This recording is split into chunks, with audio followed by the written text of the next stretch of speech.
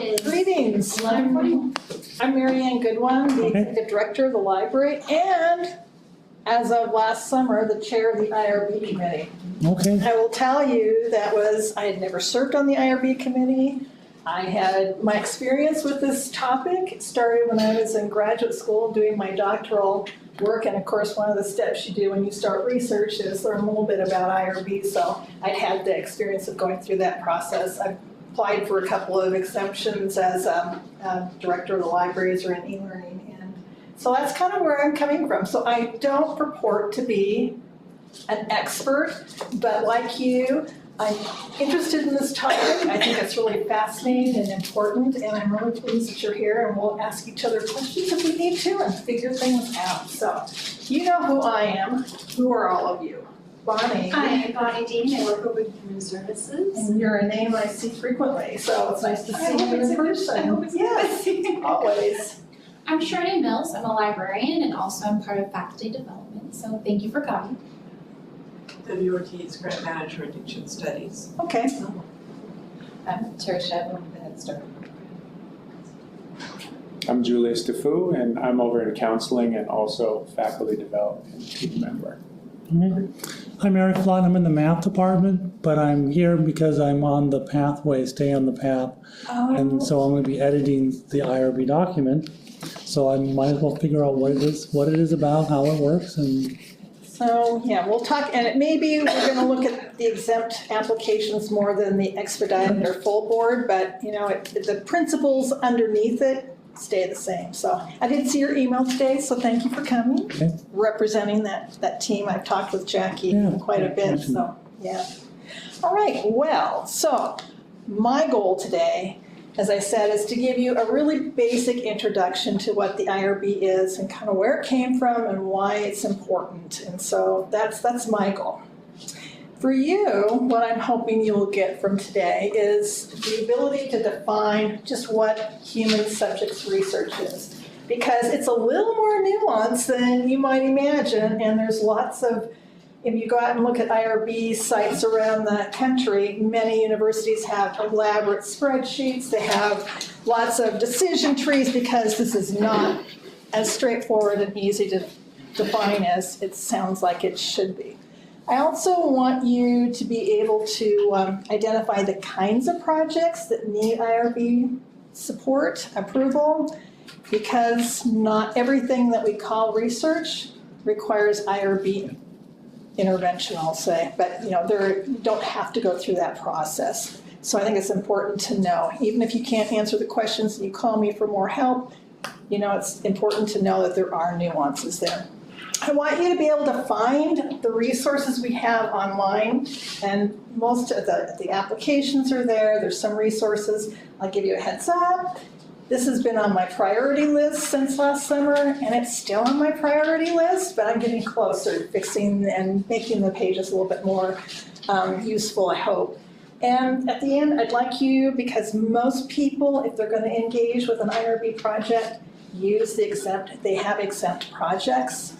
So that's the form that we're going to do a little quick run through just to give you a practice time. So, questions or different from what you were hoping to learn, or? Okay. So I think it's really important to talk about why we got here. The IRBs are designed to ensure that researchers are conducting ethical research. And it really came out that the founding, that Nuremberg Code, the horrendous medical experiments that were being undertaken by the Nazis in World War II that led up to the doctor's trial at the Nuremberg court led to the Nuremberg Code. And essentially, the goal was that there was so much unethical research going on. It was so harmful to people that they came up with some basic principles as they were trying the doctors in those cases. The voluntary consent of the human subject is absolutely essential. The experiment should be such as to yield fruitful results for the good of society, unprocurable by other methods or means of study, and not random and unnecessary in nature. And you get the sense here that really have to be purposeful and intentional, and it has to lead to something good, not just because you want to see what happens when you do something horrendous. So experiments should be conducted to avoid all unnecessary physical and mental suffering and injury. Some of you remember, it was the Milford, whatever the experiment, the psychological experiment, where the subjects were asked to shock people they couldn't see, and how they how that affected the person giving the shocks. I mean, that was probably unnecessary mental conditions in that experiment. So there's 10 principles of the Nuremberg Code, and I can share that with you.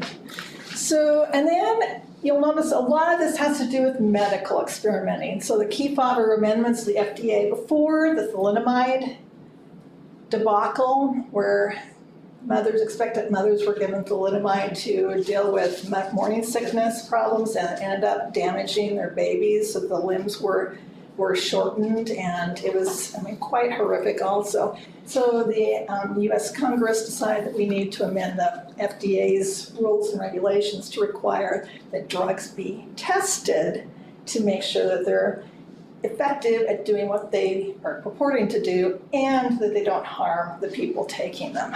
Pretty fundamental, but still, as I'm reading, we don't do that as well with medical devices. So there's court cases, of course, for medical devices that didn't work quite the way they were supposed to. Declaration of Helsinki and more to do with medicine. Mission of the physician to safeguard the health of people. His or her knowledge and conscience are dedicated to the fulfillment of that purpose. And there are pages and pages in that declaration to take a look at. Most of you have heard of the Tuskegee syphilis study. I think what I find really shocking, it's not that you can kind of imagine doctors in the 30s and 40s doing the horrible thing they did to people, where they didn't tell them they had syphilis. They told them they had bad blood, and they treated some and they didn't treat some, and this went on for like 40 years. It didn't end until 1972. I'd like to think the 70s we were in a modern age where we were being more ethical, but it wasn't until that came to light and people were horrified. So that was another impetus to moving towards a more regulated research environment. The Belmont report came out as well, and that Belmont you will see that in IRB work referred to time and time again. I don't know if any of you heard of the Belmont report. So we'll talk about that in a minute.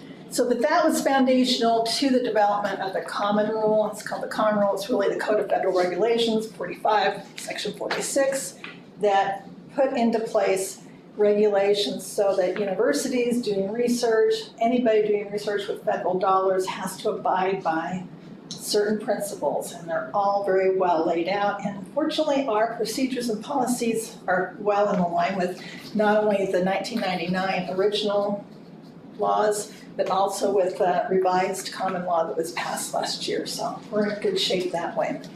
So, but the Belmont report.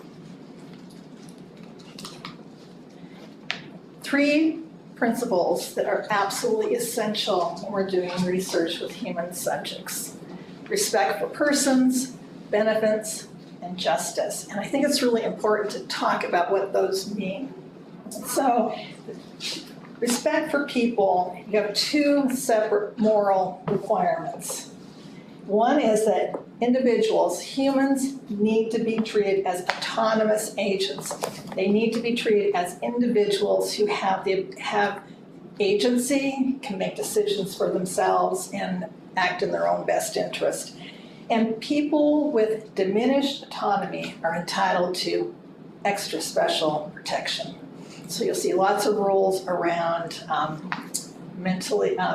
people who have cognitive disabilities, perhaps, children. Many people who do not have diminished autonomy need to be protected in rigorous ways. This is a lot where the informed consent process comes into place. So as you're working with human subjects, you need to make sure you tell them what it is you're about with your experiment, what they're volunteering, because in most cases they have to volunteer. because you can't coerce people into taking part in research.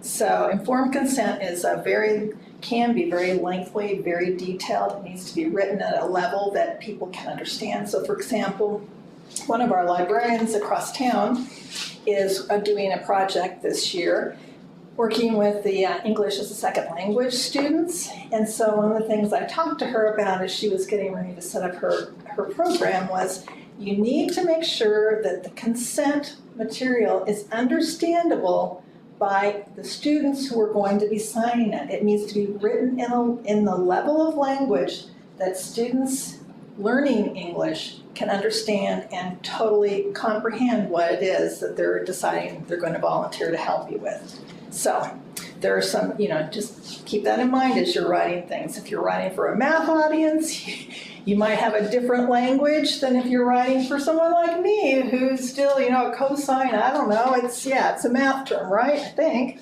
but I don't know. So really, really critical.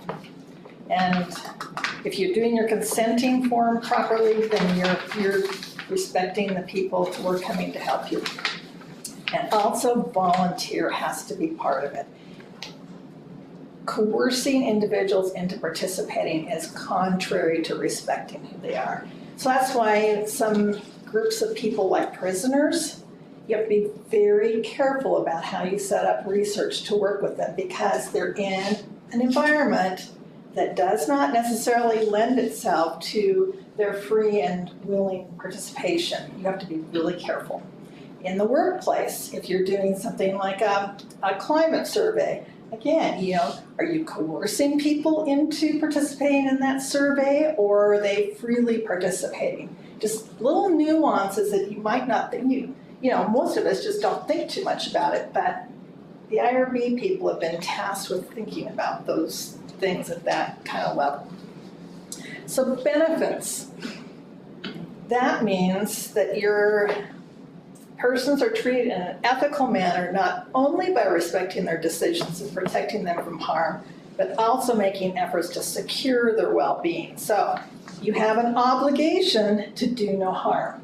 So often in consent forms, there's a section in there at risk. You don't anticipate you'll be harmed by this engagement with someone. For example, when I did my dissertation research, I was interviewing faculty who had participated in the first round of the open course library, the OER project that the state was funding. And I was asking them about their experience and how it transformed their teaching. And so I was like, I don't think this is going to be harmful for you to share with me, but we'll try to keep your identity anonymous. But I can't guarantee that, because there's a really small set of faculty who were involved in this project and people might guess. So if that was a problem, they needed to be aware that that was out there. And you also have to maximize any benefits and minimize potential harms. That's really critical, I think, in the medical research arena, where if you take an experimental drug, you want to make sure before you get to the people stage that the risk to each individual is minimized. And you also need to make sure that they understand that they may or may not benefit from it, and make a decision to enroll in a study based on that understanding. So assessment of risks and benefits is really critical, especially if you're doing that high-level research. And I think that might come into play in the ELC area as well, if you're young children. Yeah. You really want to make sure that parents and children, of course, children can't assent. They can't assent. They can't consent. The parents, though, need to have a really firm understanding, and you need to pay attention to that. And justice. So, who ought to receive the benefits of your research and bear its burdens? And it's the fairness of distribution, or what is deserved. And one of the examples that comes up in the training is often, and again, I'm going back to medicine here, which isn't particularly pertinent to us maybe, but in some medical studies, if the companies are going to Africa and paying very poor individuals to participate in their studies, but they are never going to benefit from the drugs being tested. They will never be in the marketplace. They'll never be able to afford it. Again, is it a coercive? Is it justice? The people who are benefiting from it should be part of the process of testing it. So the selection of subjects then becomes really critical as you're doing your research. Who are you going to recruit? How are you going to recruit them? So, and if they're vulnerable individuals, then you need to take special care as well. So that's the stuff that's really just the foundation of why we do this work and why we ask you all the snoopy questions about your project and ask you to have it pretty well defined before you go further. So I'm going to start out, what do the federal regulations say research is? And so it's very defined. All these terms are in the CFR. You can look them up, but basically if you're doing research, you're doing a systematic investigation, which could be research development, testing, evaluation, which is designed to develop or contribute to generalizable knowledge. So what this means is if you're doing some action research in your classroom, you may not be doing real research because your goal is not to add to the generalizable knowledge of the world. It may be to see if teaching students how to do fractions using this pedagogy is more effective than this pedagogy. That's for your classroom improvement. It's not to say that if you were going to step back and share what you learned in conference proceedings or in a literature review or some other way that you're adding to the body of knowledge, then you might be doing generalizable research. So that's the first place that IRB starts asking questions about what you're doing and what the intent is. And then humans, although there's lots of rules around animal research and other kinds of things, which we won't talk about, we need to define what is a human subject. So it's a living individual. So if you're doing research on cadavers, which is kind of the not living, then you're not doing human subject research.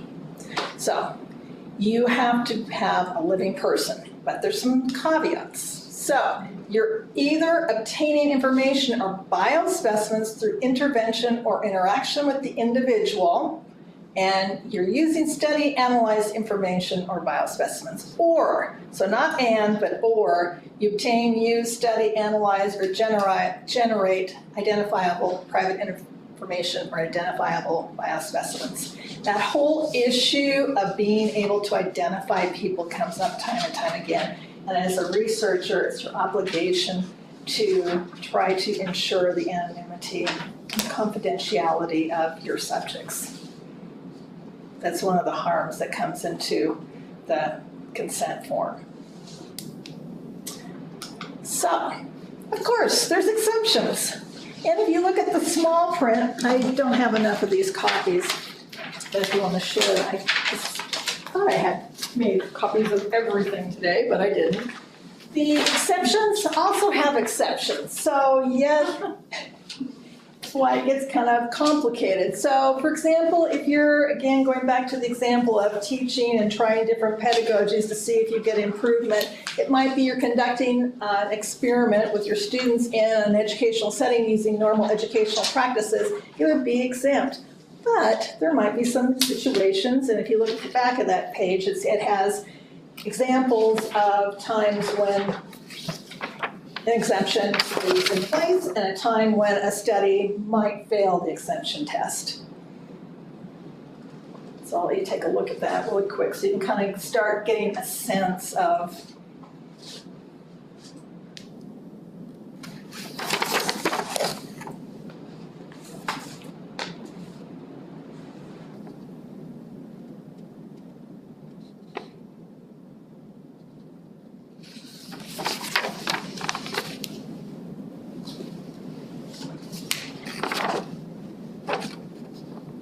basically, if you're going to put a table out in the sub and decide that SFCC students prefer Coke to Pepsi or Pepsi to Coke, and you're not throwing in something that's poisonous or bad to drink as a decoy or a deception, you're probably going to have an exempt project. But if you're going to use deception or if you're going to use bad food, the exemption doesn't count because you could harm people. Including Coca-Cola or Pepsi? Well, Or is that not what you mean? Yeah, that's not what I mean. Okay. Yeah, because you're trying to answer a different question. Yeah. Okay. So, questions about that? So when you do the exempt form, that information, I'll hand it out here when we get to that section. There is the description from the procedures that goes into it. You have to really read this stuff carefully though as you're putting things together, because sometimes there are statements, one of the following, and there's like 3 choices, and it's not straightforward and easy and just a simple check the box. You really need to do some thoughtful processing. So, and the other thing is figuring out if something is really human subjects research can be a little bit dicey as well. And I thought it might be fun to go through this chart. Purdue, the IRB group of members, Micah Middlestadt found this in her research and she really loved it. And I'm trying to get permission from Purdue to actually post this on our page because I think it's one of the best decision trees that I've seen that helps step you through this process. So you start at circle 1. Does the activity meet the definition of research? So that's systematic. Is it leading to generalizable knowledge? So if it's not, then you don't need any review. If it is, then you think about decision tree 2. Does this activity involve analyzing data about people obtained through intervention, interaction, or does it have private identifiable information involved? No. Well then, you're out of the game there as well. But if it does, if you're surveying someone, if you're interviewing someone, then it's a yes. You move to step 2. So if you're simply observing people in a park, in a public place, you're not really interacting with anyone. You're not identifying any personal identifying information. So you don't have to worry about IRB. But if you are more involved, then 3. Does the activity target prisoners or detainees? And remember, this is a protected class. And so prisoners, you always need to do a review. And it says that yes. And that's actually, you're going to do a full review, which means the entire group on the board has to review your work and approve it going forward. So that's a tricky area. But now, move to 4. So how old are your participants? Again, as Terry knows, under 18. And the tricky part here for all of us is that we have so many Running Start students in our classrooms who are under the age of 18. So if you're doing something with a group of students, you need to find a way to either say, yes, we are going to include under 18, which means that you've got to do more of a review to make sure that they're being protected properly, if their parents are giving consent if appropriate, that they're giving assent to doing it gets way more complicated. Having sent my daughter to college as a 17-year-old, I can tell you the first 6 months of her life at the university were dicey because there were times I had to figure out how to get written permission slips back and forth to Portland. So it is real. So yes, then you have to request, if they're under 18, you have to request an exempt termination or move to 5. 18 or older, you're really, that's not they're not as protected. They're protected, but. So at 5, risk ahead, does the project present greater than minimal risk to the people participating in it? And again, you have to define risk.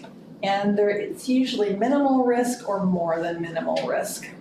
And I don't know, do you have ways that you do that with the kids and the, it's just. Yeah, no, I mean, if it involves anything beyond observation, mean, just observing children, we would consider that Right. to be minimal or no risk to Right. the child. If it involves any kind of interaction with children, then that bumps it up.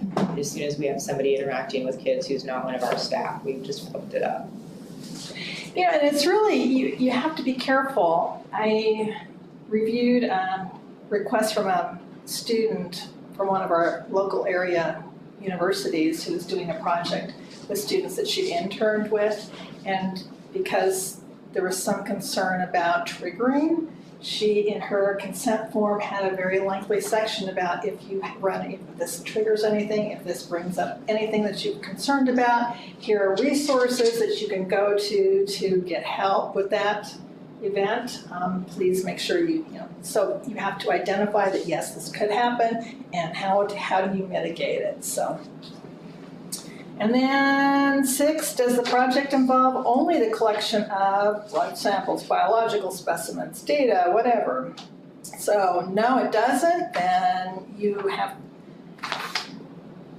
so anyhow, at that point you have to go to IRB, or you can either do a full review or no review, depending on what the response is. So that's kind of how it works. Different situations bring different decisions along the way. So I want to see how well you think some of these ideas work. So a little quiz for you. Actually, get the next slide here. So quiz time. There we go. Official. So why don't you go through and take a look at these potential made-up examples of research projects and tell me what you think. Do they need an IRB, or no? Or maybe you're just confused and you're not quite sure. So give me a couple minutes to look through those and then we'll go over them.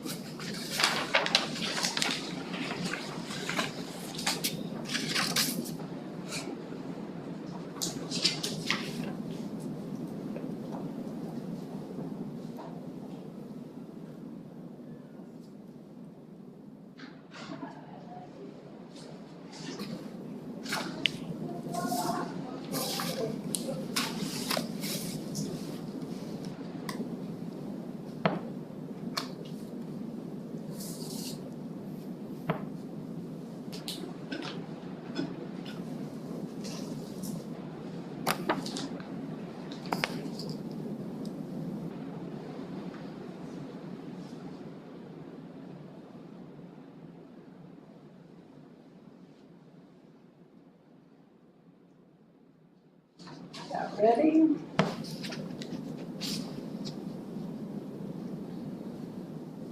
So what do you think? If you're using US Census data to determine something about children living with their grandparents, what do you think? Is that a research project that's going to require IRB support? I don't think it's human research.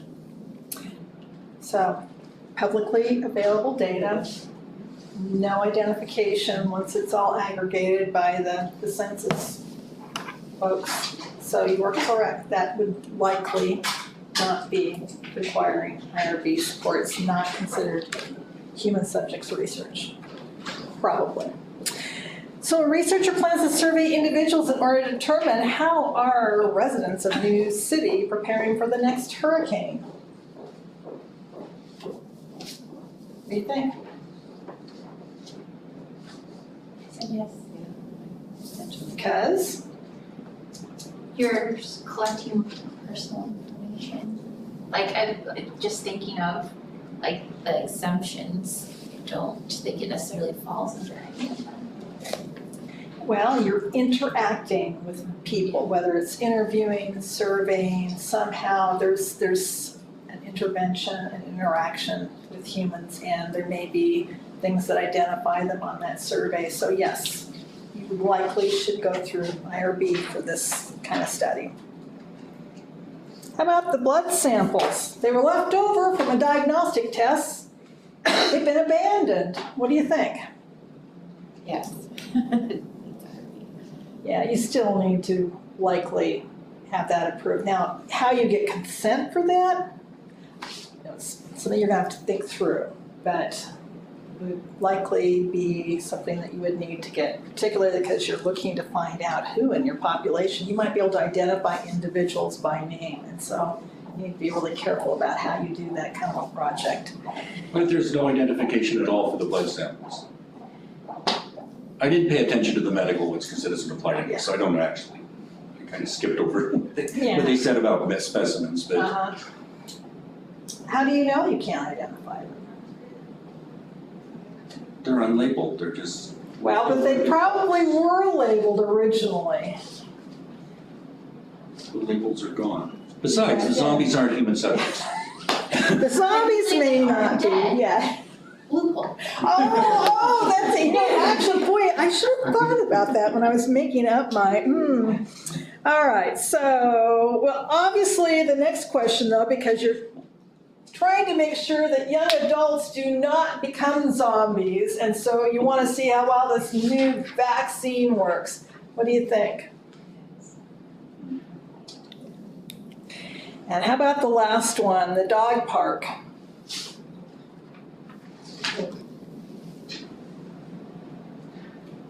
I think so, because you're just observing people and dogs, you're not identifying anyone. Right, so because, and you're not interacting with people in the park, you're not interacting with, you're just writing down notes of what you see and observe, and so, very good. Very good. So let's move on then to forums and resources. So we have this lovely intranet page. I will tell you, it is hard to find because it was originally put together when Misty Renault was chairing the IRB, and so she put it under the grants and sponsored research page. So CCS Net Home, grants and sponsored research, and then the institutional review board is found on that page. And then what I really want to point out though here is that you can always contact me for help. I don't always have the answers and I have to do research sometimes, but I'm happy to help you work through any questions you might have and get the answers for you. So I think that's the most important thing to leave here with today. So and again, I told you that this page is in development. The IRB FAQs are under development. I have just finished writing some, and the IRB told me, don't give them the whole thing, not the brown bag, it's too much. But I did give you the initial index of questions and the first page and a half of answers. So if you want to take a look, and I hope to have that posted, who knows, another month or two maybe. We'll see how well I can execute. But also, one of the things, if you see questions that aren't here that I should be thinking about writing some answers that somebody else might be, I'd love to crowdsource the FAQs a little bit more and make sure that we're giving people initial help so they can find answers before they get frustrated or can't find me. So that's there. The other thing at Spokane Falls, the deans and chairs were very concerned about the issue of IRB and classroom assignments that entail various kinds of research. For the most part, and again, going back to exceptions that have exceptions, but for the most part, classroom assignments where students are doing research do not require IRB process. But you do need to be thinking about how your students approach the project and whether they're using ethical practices. And I think it's really a great learning opportunity for them to incorporate into their learning about research, is to include some of these issues and concerns. And there is actually in the procedure, use of human subjects, a section that goes over classroom assignments and the expectations. So I think if you're going to be doing that kind of project in your classroom, you need to be really familiar with that going forward. I think Sally Jackson, who was helped write this, actually she wrote it and I edited it, is that you need to keep informed consent in mind, students document their training, and how you're recruiting. Again, that coercion versus open, volunteering, be really mindful of those kinds of things. And then dealing with the data. Yeah. I don't know if this has to do with research specifically, but this idea of informed consent, Yes. I have heard potentially, if you like italic, that like if you're using other students' work as examples for other classes, like There's a forum for that. yeah, so there's a process for that too. Yes. Yeah, actually dealt with that a couple of years ago. I'm not sure where the form is, but you do need their consent to share their work because they own it. Yeah. Now, most students that you tell, oh, this is the most amazing example, I really want other students to learn from your good work, are gonna feel pretty proud and they're gonna be very open to that, but not all, and you can't take it for granted. And they actually, and then there's the other layer, they own their copyright, so yeah, permission is always a good thing. So, those are some of the helping things we have for you to look at. So, and on the bottom of the page are the actual forms. So this is, I will tell you, the forms, I would like to do a little bit of work over the summer next year to improve them, because I think they're a little bit difficult, some of them to fill out, because they're nodding. It's, you know, the electronic, they're not great forms, and this is the exempt form, and it says, please provide the answers on an attachment, but then it gives you these spaces to type in. And so you start typing, and then the space doesn't get bigger, but the font gets smaller and smaller until it's totally unreadable, and it's not very friendly from a form standpoint. But that's pretty much it, and we'll share that. The exempt for are the non-exempt form, the regular full review or the expedited review. And the difference between those two, expedited procedures allow the chair of the IRB and one additional member to approve a project. They're typically things that have very minimal risk for the participants. And then there's the full IRB review that I talked to you about, where everybody on the committee has to review the form and vote on it in a quorum-based, I mean, it's very formal. I will tell you, since last summer, I've not seen a full board review request. There's nothing that's come to that level. Most of the things that I see that are not exempt, because most stuff is exempt, but then there are the expedited. And typically, those are requests that come from students at area universities who want to do research here on our campus. And so that has our procedures. Those students bring their IRB with them, and then I send a request to the presidents of the colleges to approve their project, and depending on they get to make the final decision. Most of the time they say yes, and so then the students, I write the IRB letter saying that our procedures allow us to accept the IRB approvals from other institutions, providing they follow the same rules and regulations and have proof of it, and we go from there. So,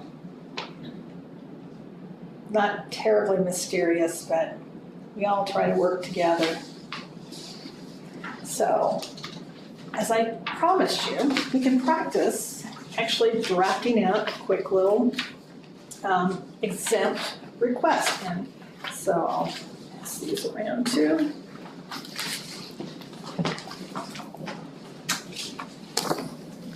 So I've got a little scenario here. You want to figure out if you can get your students to perform better on their exit exams, by reducing their stress. So you're gonna make some changes in your classroom.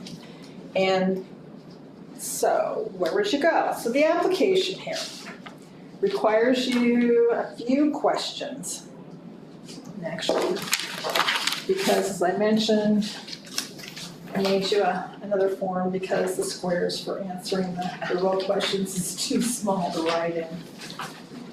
And usually, it's a typed paper does not have, it's never more than a sheet usually from people filling these forms out. So you would go through, you would give me the research, the title of your project, because that's how it's going to be identified throughout the life of the project. You have the funding, if it's being done as part of a grant project, and if so, then that triggers a whole other set of questions that Misty Renault and her grants office want to know. Have you done your intent to fund? Have you done, all that stuff? But a lot of times people are just doing things because they want to, and it's part of their work, not because they've got outside funding. And then you've got the 8 exemptions. The form does have the language on the exemptions that are from our procedures, so you can review them. And as I mentioned earlier, they're not the easiest thing to read. They're not in 6th grade language, let's put it that way. So, but they're there, and if you need help understanding them, I'm happy to work through a problem with you.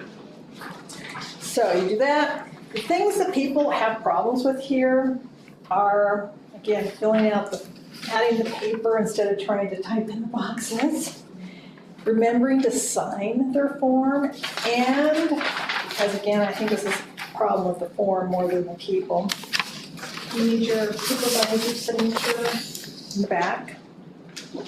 And then another part that gets lost often is on the very, very back of the form is another page that asks you to go through and look at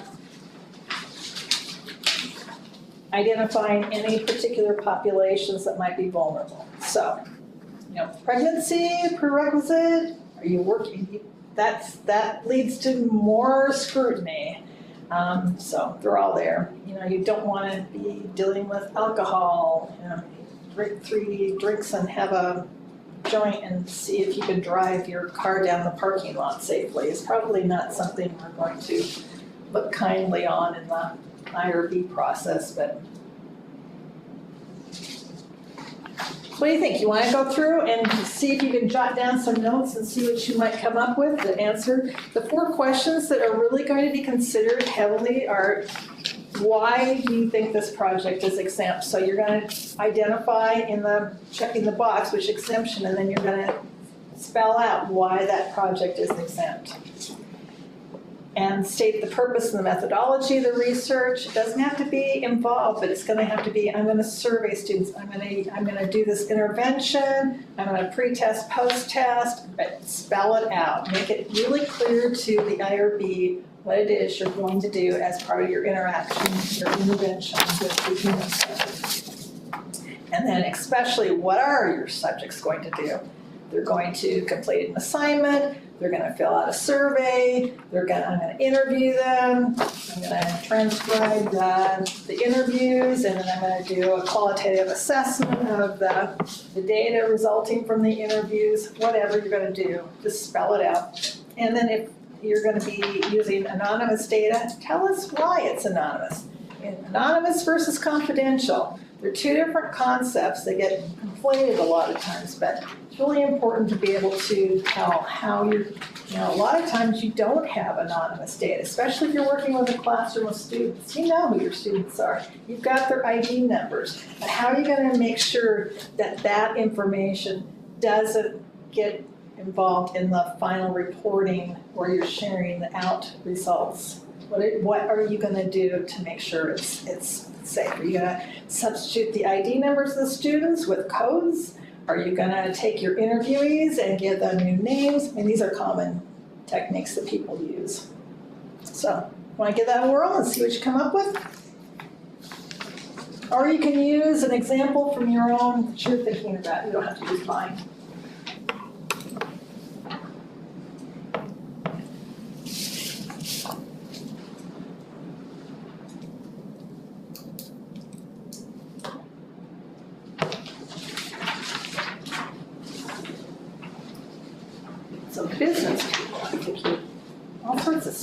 stuff you do.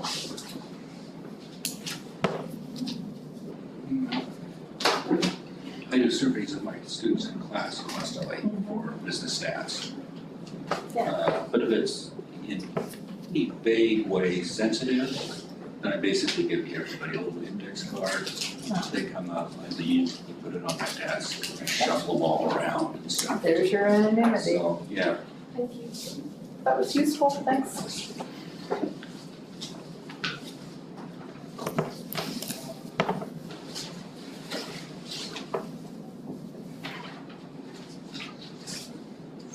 If you were surveying people in the dog park, playing with their dogs, what if you kind of peek yourself into the bushes, they don't other beetles?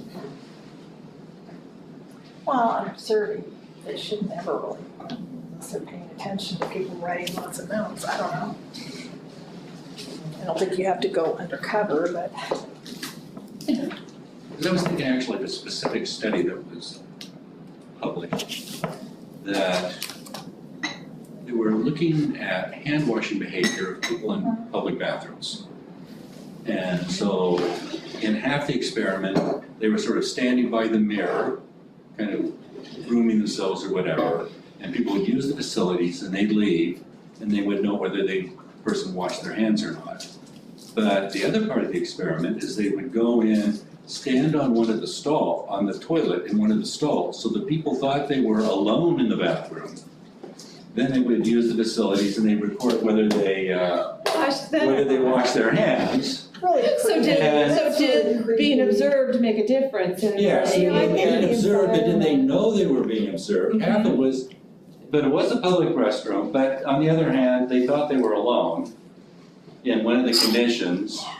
And actually the results are sort of interesting because for men it made no difference if they thought they were being observed. For women it made a huge difference. Really? So hand washing behavior was the highest level with women when there was When they were somebody else there. being The observed. lowest level of hand washing was for women when they thought they were alone. We have missing data though. What about the hand sanitizer factor? Well, and I think there's a creepy factor in there. Yes, Also, I want you to wash your hands. yes. All I keep thinking of is a Far Side cartoon that showed a guy walking out of a bathroom and a neon sign, "Didn't wash," flashing above his head as he walked out the door. Yeah, you know, I think there's some interaction with a human subject in some of that. Remember they used to say that if you peed in the pool, it would turn it like. Yeah, oh yeah, turn it purple, bright green. Task. Oh, I saw a sign that said, "Public pool. Please note, there is no pee in our pool. Let's keep it that way." That's clever. Very good.